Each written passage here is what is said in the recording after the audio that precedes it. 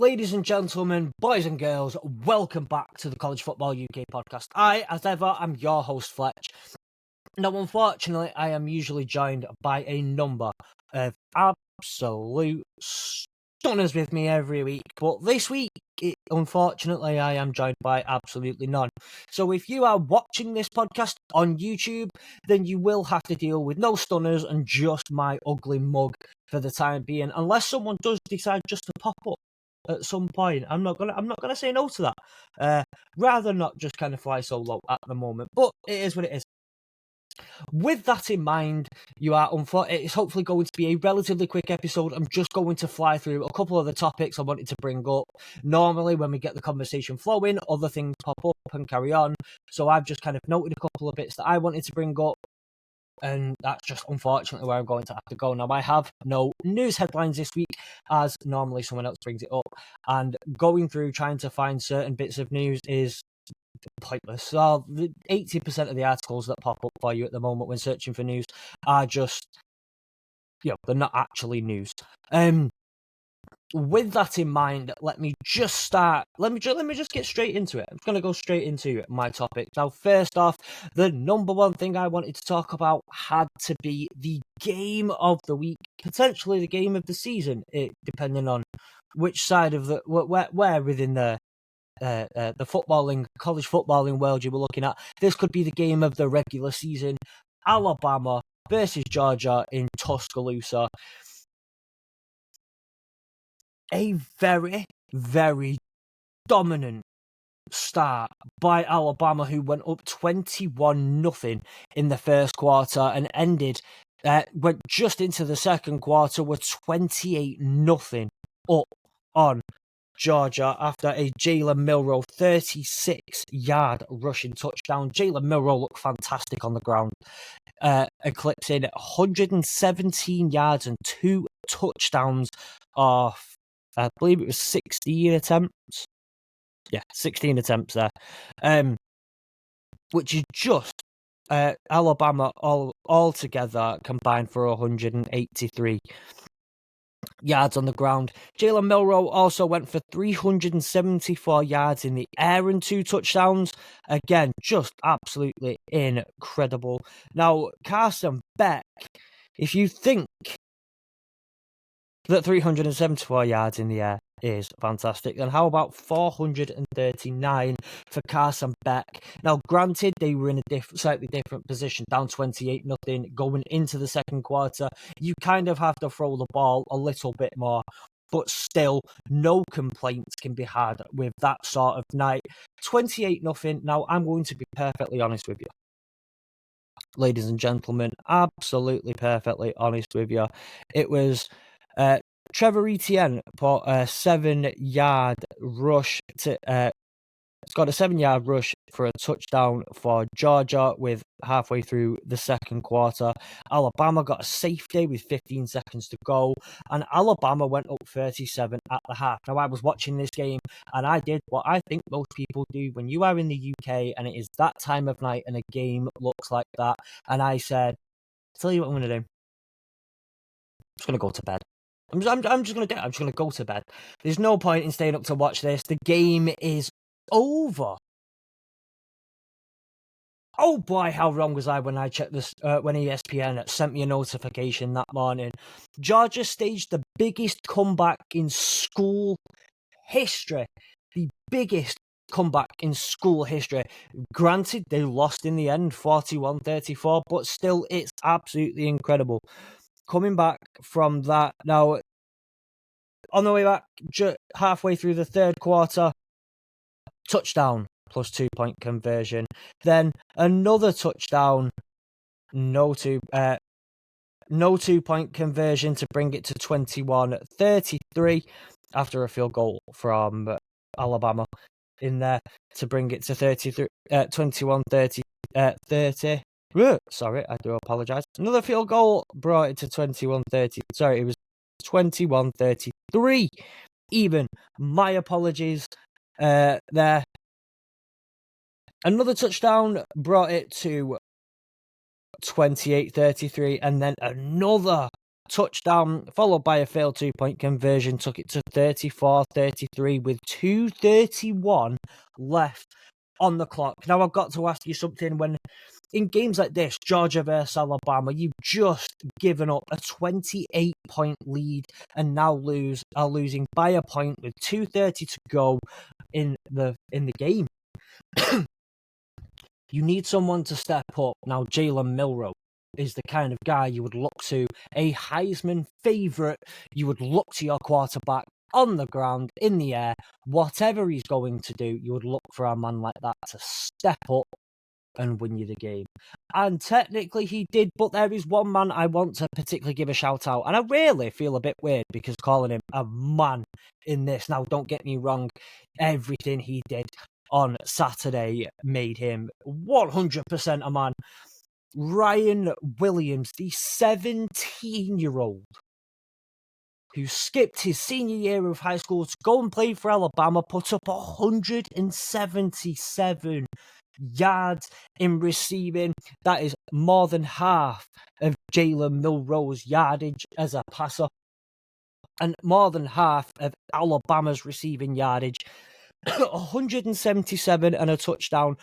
Cometh the hour, cometh the man. 75-yard touchdown in one of the best catches I am telling you I have ever seen. In the 12-ish years I have been watching this sport, this is one of the best catches I have ever seen.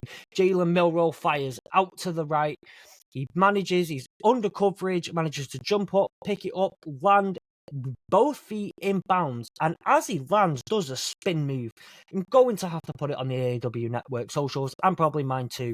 You're going to have to see it for yourself if you haven't already. That is one of the greatest one of the greatest catches, and then moves just to kind of continue the yardage. He then hops past another defender and takes it home for a touchdown. Absolutely incredible. So when I say cometh the hour, cometh the man, it's not maybe the man everybody was thinking of. It was a 17-year-old lad. And as I say this, I do apologise. Everybody knows my affiliation with Detroit sports. I am currently trying to watch the MLB wildcard game, and Detroit Tigers have just hit home a triple RBI. 5-2 on the night. Top of the 8th. I'm sorry. I am trying to keep an eye on that as well at the same time. This is too good. Tigers could be going through on the wild card. You're not into baseball, that's fine, and I am sorry, and I will carry on. Topic number 2 that I wanted to bring up was just a player that's been outstanding, and he's been mentioned numerous times on this podcast. Sam was very, very hot about him coming in, and that is the man, the myth, the legend himself. That is Ashton Jeanty, who ran for 259 yards and 4 touchdowns at the weekend.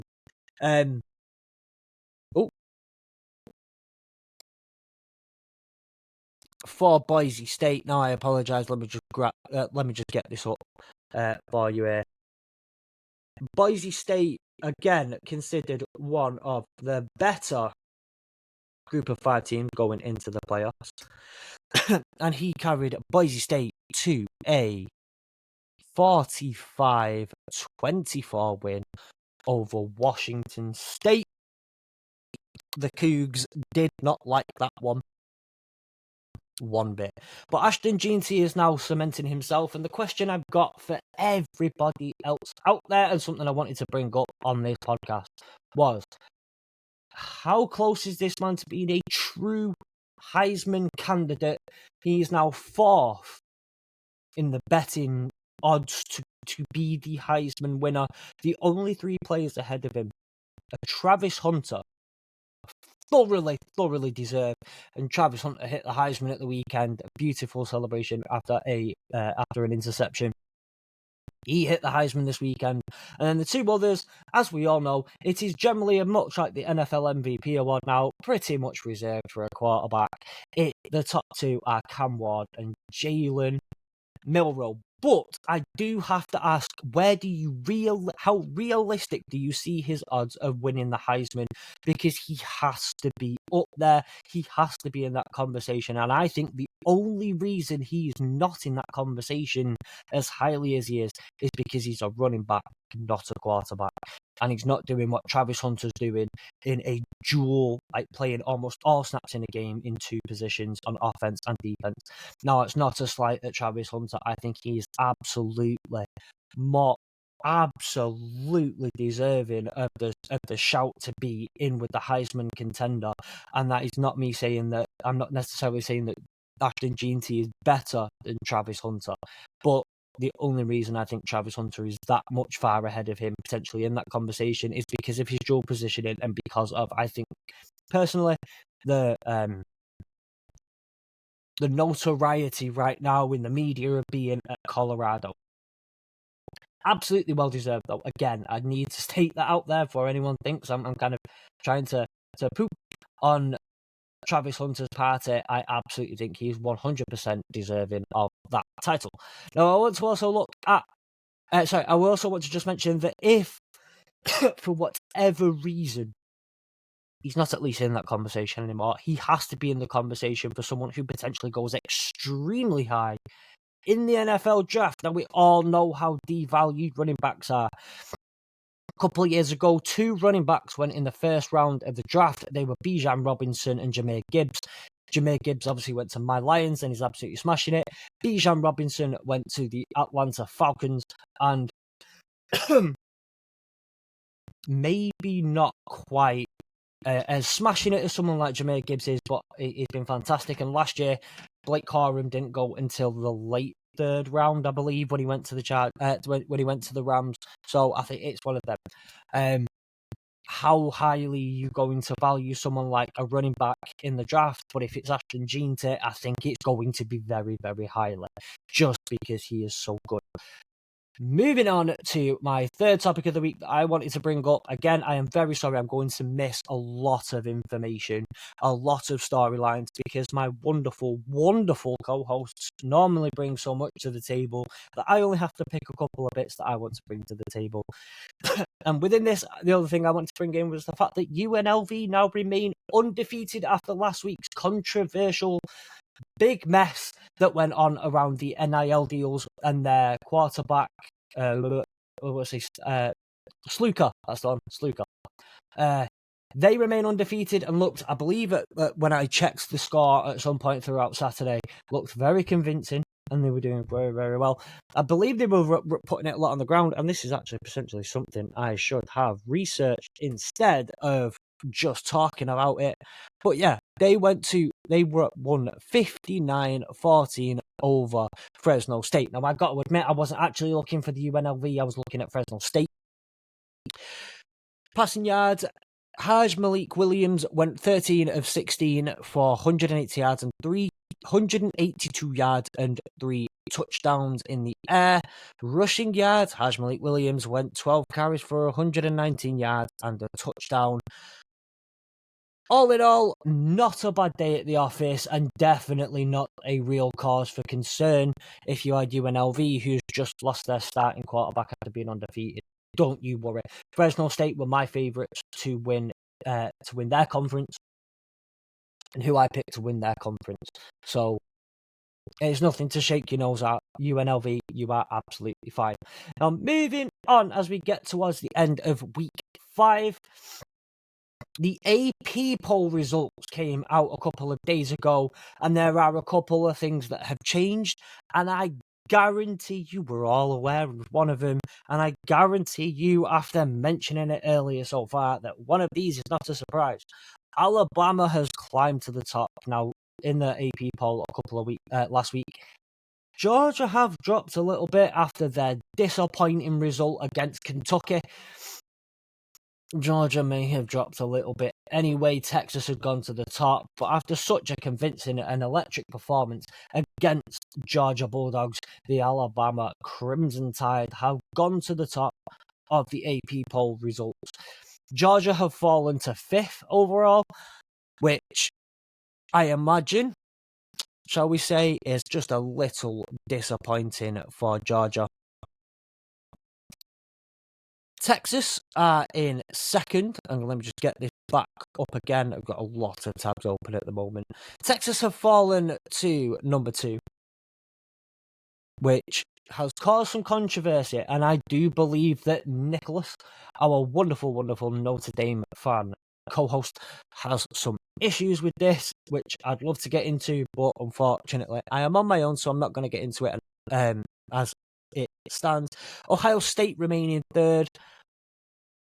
Tennessee have remained in the top 5 and moved into 4th, and as I mentioned, Georgia are in 5th. So your top 5 consist of Alabama, Texas, Ohio State, Tennessee, and Georgia. Disappointing to see Ohio State still remaining in there. Obviously, we all knew Ohio State were going to be good, but it does kill me a little bit to say that, I'm not going to lie. Utah are the biggest fallers by 8 places as they dropped to 18th, followed by Louisville, who lost to Notre Dame this weekend. They dropped by 7, and Ole Miss have dropped by 6 places out of the top 10, which again is extremely disappointing if you are Ole Miss, as they've been considered again one of the continuous favourites to do, well, maybe not a favourite. Georgia, Alabama, and Texas have always been the favourites for the SEC.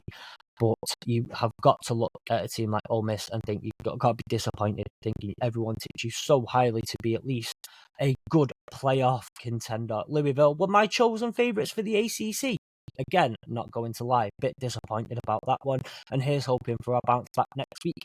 But in positive news, we have the BYU are the biggest jumpers by 5 places into 17th. Followed by Boise State jumping by 4. Can you really blame them? And Kansas State made a statement win at the weekend and jumped by 3. There have been a couple of other moves. Oklahoma jumped by 2. Nobody, I believe, is brand new. No, we have no brand new entrants into the top 25. No one has fell. A couple of special mentions have to go to Arizona, Pittsburgh, Nebraska, Boston College, Iowa, James Madison, Oklahoma State, South Carolina, Rutgers, Kentucky, Navy, SMU, Army, and Colorado, who have all received votes. Arizona were only 16 points away from entering in the top 25. UNLV remain there, though, in 25th position. Keeping on going, though, the UK and Irish poll has been released, and you can go and check that out via the Touchdown. Cy Carroll does a fantastic job, as well as Owen Jones, every week on putting this together and working really, really, really hard. I believe a couple of our other co-hosts have also seen some issues with that top 25 as well. But we can discuss that at a later date. Maybe we'll ask Nick or someone else to kind of let us know how they feel in a piece of content coming out. To wrap up with, as I do this episode on my own, I want to just look at a couple of key games that I think I'm going to enjoy in week 6. Now we have a rematch, and I'm going to finally get a chance to shout out my national champion, Michigan Wolverines, as we have a rematch of that national championship game as Washington face Michigan this weekend. I think I'm very much enjoying this game. However, I don't think it's going to be nearly as exciting or as interesting to watch as it was during the week. The national championship game. Obviously, Michigan having lost 13 starting players since then to the draft, and Washington having lost a number of them. I think it was 11, and I can't remember from the top of my head, but I think it was 11 players to the draft. Both of them including their primary, their QB1. I apologise. Top of the night. Come on, Tigers! There we go. Still 5-2. But I'll just let you know where I'm at with this one. A couple of other picks of games that I've been looking forward to having a look, looking to this weekend are SMU at Louisville. Now, Egg had SMU as his winners of the ACC, and I've already mentioned that I had a Louisville as my winners of the ACC, and I think that's going to be a very, very, very good game featuring two very good teams who are looking to potentially win that conference. Clemson at FSU as another ACC in-conference game. That would be Nick's pick, Clemson for the ACC versus Gary's pick, FSU. However, I don't actually think it's going to be as exciting as I've just made out, because FSU are, what's that word? Terrible at the moment. They are not very good. However, that will be a fun one for us within the group chat, at least to keep an eye on. Now, the only top 25 matchup of the week is Missouri at Texas A&M. Let me find where I'm at there. That'd be number 9 Missouri at, where did they go? No, actually, I don't believe they are. No, it's not a top 25 matchup. I apologise. I have been lied to, and I should have figured this out. It's not a top 25 matchup. Might have been when you were looking at it a few days ago, but it is not a top 25 matchup. Mizzou at Texas A&M, though, does promise to be, I think, going to be a brilliant game to watch either way. And I have to mention, just on a personal note, the mighty, the best team in Georgia, Kennesaw State, are still searching for their first win in the entirety in the entirety of their FBS career against Jackson State this weekend. I don't see a win there for Kennesaw State. I'm not going to lie to you. I'm very, very sorry. But I do see, hopefully, a very, very good game. Okay, maybe I don't see that, but still talking about the mighty Kennesaw State, and I will shout them as much as I can. With that in mind, I am very, very, very sorry you've had to deal with on YouTube my ugly mug, and on YouTube and audio only my horrible, disgusting voice with you this evening. However, that has been the episode. I am sorry it couldn't have been much more. I have tried my very, very, very best to put something together for you all this evening on my own. And hopefully I can speak to you all next week with a much better, much more well filled out cast. I have been your host, Fletch. That is Lions Guy Fletch on social media, whether it's Twitter, Instagram, and I've just got Facebook back, which is quite an annoying little thing. But at Lions Guy Fletch on all social media. Follow us, the AAW_network on Twitter, AAW Network on Instagram. Hit us up, talk to us, talk college football, talk NFL. We're going to be doing so much more around football. And appreciate it. See you next week.